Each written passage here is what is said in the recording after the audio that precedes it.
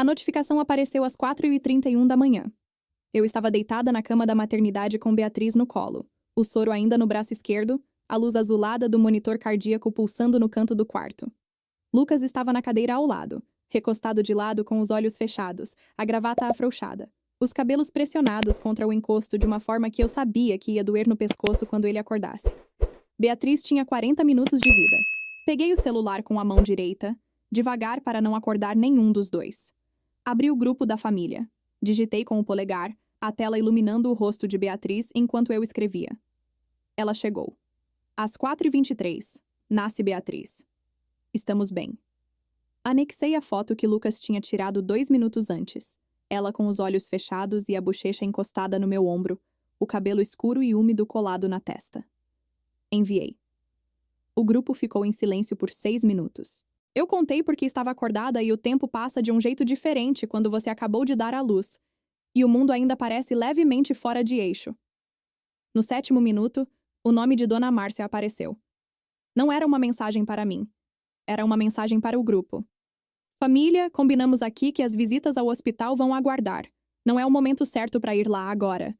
Quando chegar a hora, a gente se organiza. Fiquei olhando para aquela frase. Li de novo. 32 familiares tinham acesso àquele grupo. 32 pessoas que leram, em tempo real, às 4h30 da manhã de uma quarta-feira de agosto, que a minha mãe havia decidido que minha filha recém-nascida não merecia visita. Coloquei o celular virado para baixo sobre o lençol branco da maternidade. Olhei para Beatriz.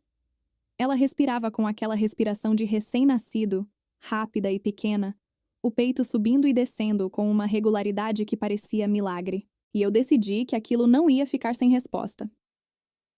Meu nome é Camila. Tenho 31 anos, sou professora do ensino fundamental e moro em Campinas com Lucas, engenheiro civil, meu marido há 3 anos. Somos a família que fizemos. E isso deixou de ser uma frase bonita para se tornar uma escolha concreta numa madrugada de agosto. Sou a filha mais velha de 2. Minha irmã Tatiana tem 27 anos. É solteira, mora com os meus pais. E é o tipo de pessoa que aprendeu muito cedo que o papel de favorita precisa ser defendido ativamente, não apenas recebido. Minha mãe, Dona Márcia, 58 anos, é o tipo de mulher que administra a família como quem administra um projeto. Ela decide quem está dentro, quem está fora, quem merece atenção e quando. Usa o grupo de WhatsApp com a precisão de quem conhece o impacto de uma mensagem pública. Nunca diz as coisas difíceis em privado quando pode dizê-las para uma audiência. Meu pai, seu Roberto, 61 anos. Um homem bom que aprendeu décadas atrás que o custo de discordar da Dona Márcia é sempre maior do que o custo de ficar calado. Uma vez, no ano passado, ele me ligou escondido do celular dele enquanto ela estava no banho e disse que me amava e que lamentava não poder fazer mais. Foi a conversa mais honesta que tivemos em anos, e ela durou 4 minutos. O problema entre mim e a Tatiana começou a escalar depois do meu noivado com Lucas. Não de uma vez. Foi gradual, do tipo que você só consegue nomear quando para e olha para os últimos 18 meses ao mesmo tempo. O primeiro episódio foi uma mensagem no celular do Lucas, descoberta por acidente numa tarde em que ele me pediu para checar um endereço enquanto ele dirigia. A mensagem era da Tatiana. O teor não deixava margem para interpretação. Eu tirei print antes de fechar. O segundo episódio foi numa festa de família, 4 meses depois. Eu estava em outro cômodo quando aconteceu. Lucas me contou naquela mesma noite com o desconforto específico de quem está descrevendo algo que não sabe exatamente como nomear. Tatiana havia se aproximado dele de uma forma que não era ambígua. Guardei o print da primeira mensagem. Pedi que Lucas descrevesse o segundo episódio por escrito num áudio para mim, que também guardei. Quando fui conversar com Dona Márcia, levei os dois. Ela leu a mensagem. Ouviu o áudio. Ficou em silêncio por um tempo que pareceu longo. Depois disse que eu estava destruindo a família por ciúme doentio, que a Tatiana era jovem e impulsiva, e não merecia ser tratada como criminosa, e que eu devia pedir desculpas publicamente no grupo para resolver a situação. Disse que não ia pedir desculpas. Ela disse que então eu estava escolhendo o Lucas no lugar da família. Disse que não era uma escolha. Era um fato. Ela desligou. O afastamento que veio depois durou 7 meses. 7 meses durante os quais engravidei, anunciei a gravidez para os pais de Lucas com champanhe e choro de felicidade, pintei o quarto do bebê de amarelo, Montei o berço com Lucas numa tarde de sábado com instruções em sueco que nenhum dos dois conseguia decifrar direito. Em 7 meses, Dona Márcia não ligou uma vez para perguntar como eu estava. Não foi ao chá de bebê que as amigas organizaram em maio. Tinha um compromisso, disse por mensagem, 3 dias depois, sem especificar qual. A Tatiana não foi também. Minha amiga Renata tirou fotos da mesa decorada, das amigas reunidas, do bolo azul claro que ficou lindo. Guardei essas fotos. Houve uma semana em julho em que eu tentei retomar contato. Mandei mensagem para Dona Márcia dizendo que estava com 26 semanas, que a Beatriz estava bem, que eu gostaria de conversar. Ela respondeu com um coração. Um único coração, enviado 6 horas depois, sem nenhuma palavra além daquele símbolo. Naquele mesmo fim de semana, ela e a Tatiana foram a um almoço de domingo e postaram foto nas redes. A legenda dizia saudades de vocês com emoji de coração e mesa farta ao fundo. Guardei a foto também. O quarto de maternidade cheirava a antisséptico e aquele calor específico de lugar fechado com janela que não abre de verdade. A luz era baixa, azulada. O tipo de luz que faz tudo parecer levemente irreal às 4 da manhã.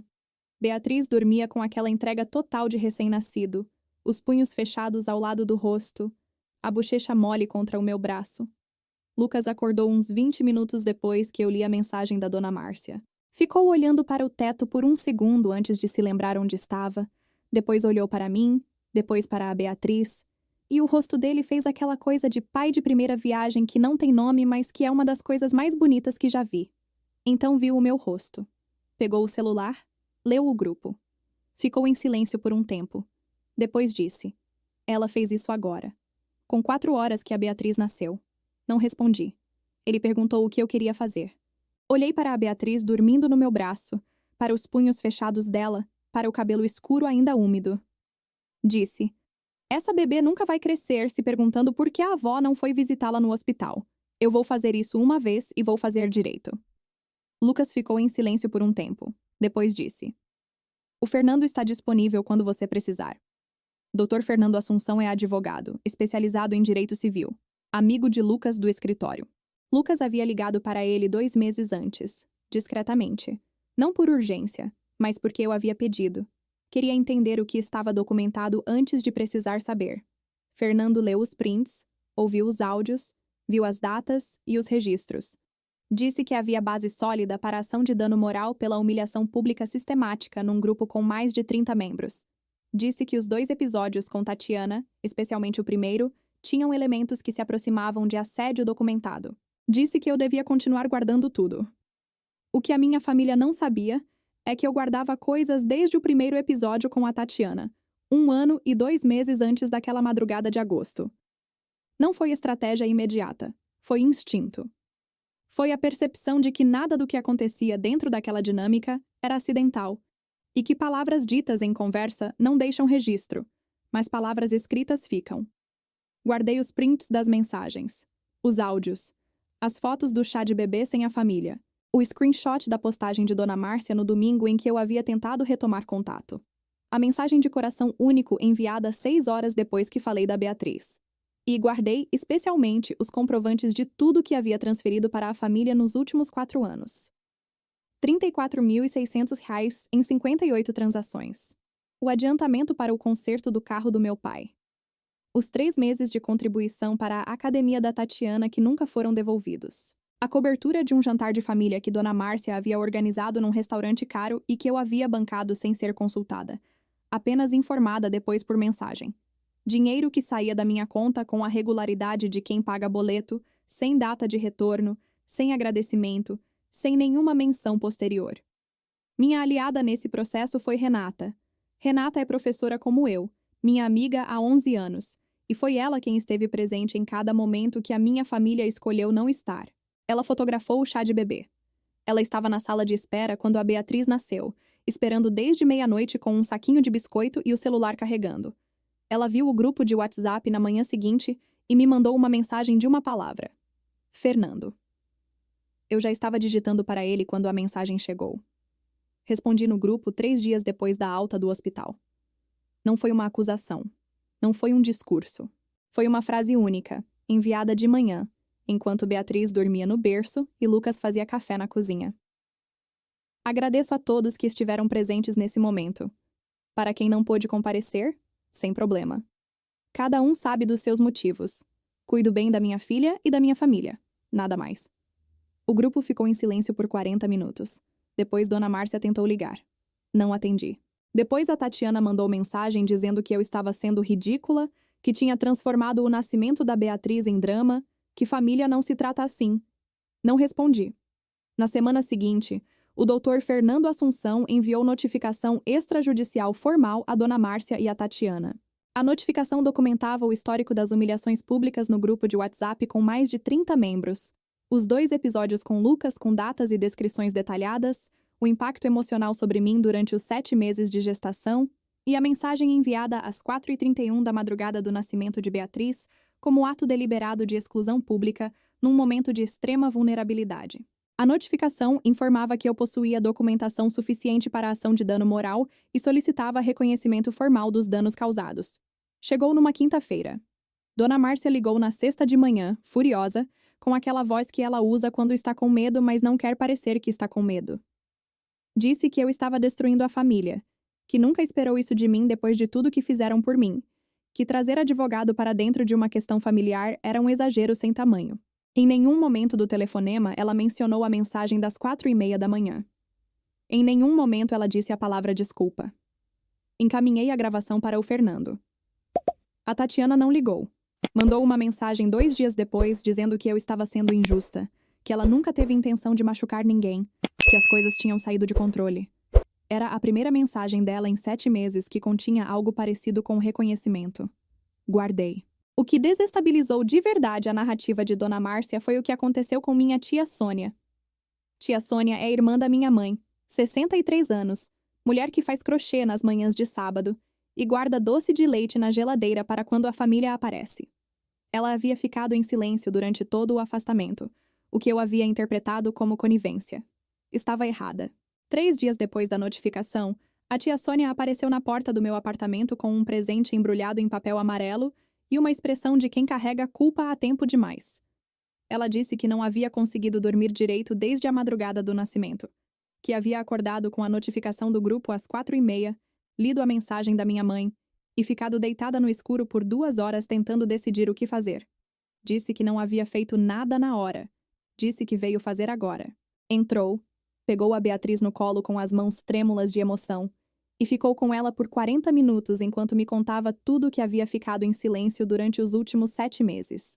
Os comentários da Dona Márcia sobre o meu afastamento para a família extensa.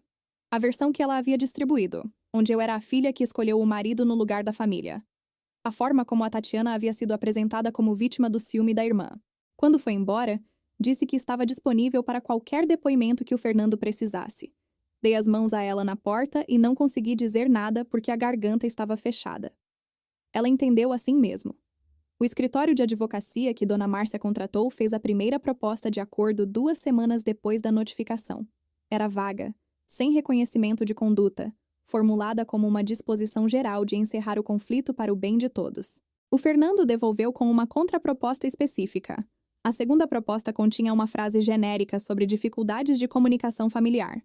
O Fernando devolveu de novo. A terceira tinha o que eu havia pedido. Marcamos a reunião de conciliação para uma tarde de outubro, num escritório de um tabelião no centro de Campinas. Cheirava a papel e café que ninguém estava bebendo com vontade. Dona Márcia chegou com o advogado e sem a Tatiana, o que o Fernando me havia dito que era um sinal positivo para o processo. Meu pai chegou 5 minutos depois, sozinho, sentou no canto e ficou olhando para as próprias mãos durante a maior parte da reunião.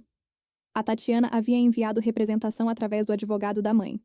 O advogado deles tentou 2 vezes reduzir o episódio das 4h30 da manhã a um ato impulsivo sem intenção de dano.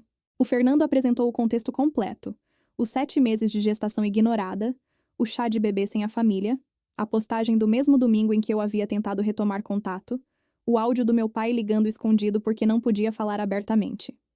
Esse último detalhe fez Dona Márcia olhar para o marido pela primeira vez na reunião. Ele não devolveu o olhar. O acordo final foi assinado com 3 pontos que eu havia pedido ao Fernando desde o início. O primeiro reconhecia formalmente que a conduta de Dona Márcia durante o período gestacional, e especialmente no dia do nascimento de Beatriz, havia causado dano emocional documentado. O segundo reconhecia que a conduta de Tatiana nos 2 episódios anteriores havia sido inadequada e causado dano ao relacionamento conjugal de Camila e Lucas. O terceiro estabelecia que nenhuma das partes faria declarações públicas sobre o episódio nas redes sociais ou em qualquer outro meio. Dona Márcia assinou com a mão firme demais, do jeito de quem se recusa a mostrar que está com ela trêmula. Quando saímos do escritório, meu pai ficou na calçada. Dona Márcia foi na frente. Ele esperou até ela dobrar a esquina e depois me chamou pelo nome com aquela voz de quem guardou alguma coisa por tempo demais. Disse que sentia muito. Disse que havia ficado calado por muito tempo sobre muitas coisas. Disse que queria conhecer a Beatriz. Olhei para ele por um tempo antes de responder. Disse: "Quando você estiver pronto para aparecer como você mesmo, a porta está aberta." Ele assentiu. Eu fui embora. Beatriz tem 2 meses agora e dorme 4 horas seguidas, o que Lucas e eu consideramos uma conquista de proporções épicas.